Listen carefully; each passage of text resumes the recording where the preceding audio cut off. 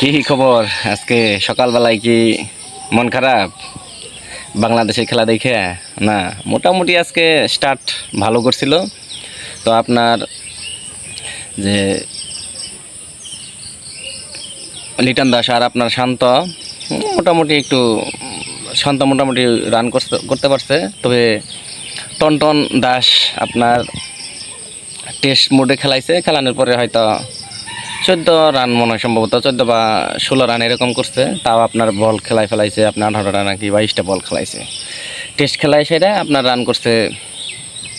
তারপর যাক, মোটামুটি পাওয়ার প্লেটা এক উইকেটে আপনার করছিল মনে হয় 42 না 43 রান।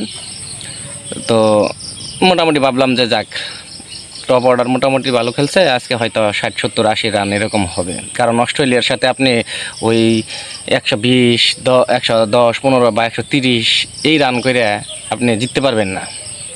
এটা আপনার পাপুয়া নিউগিনি না, বা স্কটল্যান্ড না, আয়ারল্যান্ড না, তারপর আপনার জিম্বাবু না, মানে ক্রিকেটের দিক থেকে যারা একটা মানে ছোটো দল, ওরকম দল না কিন্তু অস্ট্রেলিয়া। বাংলাদেশের তুলনায় অনেক তারা এগিয়ে আছে। তো ওরকম একটা দলের সাথে আপনি 120-30 রান করার পরে আপনি জিতবেন, এটা আশা করা না। তো যাই হোক, মোটামুটিভাবে টপ অর্ডার আজকে যাই কিছু রান করছে, মিডল অর্ডার একটু মোটামুটি ভালোভাবে যে রান করবে বা স্কোরটাকে একটু সম্মানজনক একটা ইয়েতে দাঁড়া করাবে, সেটা করতে পারলো না। তবে যাই হোক, 20 ওভার শেষে আপনার রান করছে 140 রান, টার্গেট হচ্ছে অস্ট্রেলিয়ার 141 রান। তো আজকে সাকিবে রান করতে পারে নাই, টেস্ট মোডে খেলছে। মাহমুদুল্লাহ রিয়াদও তেমন রান করতে পারে নাই। কোনোদিন দেখলাম না যে কোনো ব্যাটাররা আপনার ম্যাচ শেষ করছে, ওই শেষে বলারের কাঁধে আসে। এই তাসকিন আহমেদ যে রান করছে আজকে, বা মোটামুটি করে, বা যে অ্যাপ্রোচে ব্যাটিং করে, বাংলাদেশের টপ অর্ডার ব্যাটসম্যান যারা আছে এরকম সাহস পায় না। তো যাই হোক, দিন শেষে 20 ওভার শেষে 141 রান করছে, 40 রান করছে। মোটামুটি একটা মানে স্কোর হয়েছে, মানে মোটামুটি লড়াই করা যাবে। তবে এটা আপনি অস্ট্রেলিয়ার মতো একটা দলের কাছে 150 বা 160 করে আপনি ম্যাচ জিততে পারবেন না। যদি এখানে আরও 20টা রান হইতো, যেমন 40 করছে, বা 20 থেকে 30টা রান আমরা কম করছি, মানে আমাদের দেশের প্লেয়াররা নিতে পারে নাই। যদি আপাতত আর 20-30টা রান আসতো, আশা করা যাইতো যে আমরা এই ম্যাচটা মোটামুটিভাবে জেতার একটা সম্ভাবনা থাকতো। তারপরেও ক্রিকেট অনিশ্চয়তার খেলা, বলা যায় না, বোঝা যায় না কোন দল কীভাবে কখন জ্বলে উঠবে।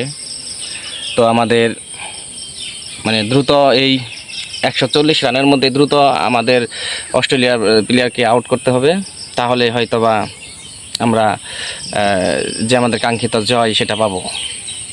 আর মনে হয় না অস্ট্রেলিয়া দলের সাথে এই অল্প পুঁজি নিয়ে জয়লাভ করা। তারপরেও দেখা যাক, যদি প্রথম অবস্থায় যে 2-3টা উইকেট ফলাইতে পারে, অল্প রানের মধ্যে পাওয়ার প্লের মধ্যে 3-4টা উইকেট ফলাইতে পারে, তাহলে হয়তো দেখা যাবে। তবে আমাদের দেশের প্লেয়াররা মানে ভালোর মধ্যে খারাপ করছে। সেটা হলো কি, আর যদি 30টা রান বা 20টা রান হতো, মোটামুটি একটা সম্মানজনক স্কোর হতো এই বিশ্বকাপে অস্ট্রেলিয়া দলের এগেনস্টে। তো যেটা হয় নাই, সেটা নিয়েই ভাবার কোনো বিষয় নেই। কিন্তু টনটন দাস যে আজকে টেস্ট মোডে, মানে কি বলবো, ব্যাটসম্যানদের মানে ওরা যখন ব্যাট করে তখনই বোঝা যায় যে অস্ট্রেলিয়া বল করতেছে, আগেই ওদের হার্টবিট কাঁপা শুরু হয়ে যায়। কয়েকটা আউট হইলে দেখলাম, মানে ভালো ভালো বলারের শেষ বলে আউট হওয়া দেখা গেছে। শেষ বলটা আমি মানে করি, মানে ডিফেন্সিভ মোডে খেলি বা রান না নেই, পরবর্তীতে আসলে তার সাথে খেলবো না, শেষ বলে আউট হওয়া। শেষ বলে মানে একটা বলারের 5টা বল শেষ, পরের বলে মানে ওভার শেষ হবে, পরের বলে আউট। এটা কোনো কথা হইল? অস্ট্রেলিয়া, তোমাদেরও অস্ট্রেলিয়া মনে করতে হবে, সেই মনে করে খেলতে হবে। তোমরা যদি মনে করো যে অস্ট্রেলিয়া বল করতেছে, সর্বনাশ। আগে যদি তোমাদের হার্টবিট মানে হয়ে যায় যে অস্ট্রেলিয়ার বলাররা বল করতেছে বা ফিল্ডাররা ফিল্ড করতেছে, এখানে মানে মারা যাবে না, করা যাবে না।